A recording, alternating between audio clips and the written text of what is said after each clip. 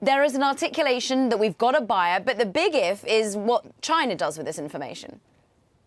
Well, that's right, Carol. China has a huge stake in this, and they really will have the final say, given that ByteDance, the parent of TikTok, is based in Beijing and also happens to oversee some of what the Chinese government would consider sensitive technology, the kind that would need government approval to engineer any kind of final sale, even if the company were to retain control over the algorithm. Our reporting back in April indicated that the deal that had been taking shape at the White House involving ByteDance, TikTok, U.S. officials, and a number of prospective buyers in this consortium, it would have left the algorithm in China's hands. But even with that, with trade tensions surging between Washington and Beijing, it became too difficult to get this deal further along to get Beijing's approval at the time.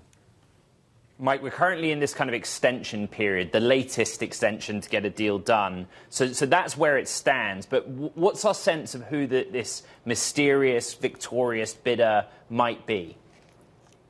Well, it really is appearing to be, based on some reporting this morning that we're getting in, and it all still taking shape. But our sense is that it is essentially the same consortium that had been working on it that we had reported on back in April. And this includes Oracle Corp, which already does quite a bit of back-end business for TikTok here in the U.S. through Project Texas. And then it would also include venture capital firm Andreessen Horowitz and Blackstone and some other investors in ByteDance, the U.S.-based investors in ByteDance, perhaps. And the idea would be to dilute ByteDance's stake in the U.S. operations of TikTok down below a threshold that is specified in the 2024 law that calls for it to be divested from Chinese ownership and also include the algorithm in the sale. And that algorithm, Ed, is going to be what could emerge as a sticking point, at least here in Washington.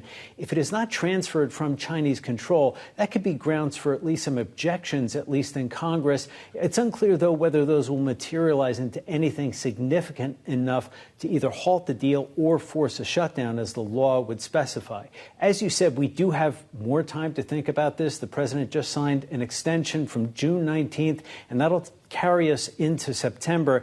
The other thing the law specified, though, Ed, as you'll recall, there was only one extension allowed by the president, and he's already on number 3. So it's unclear how much further he'll be able to take this, Ed.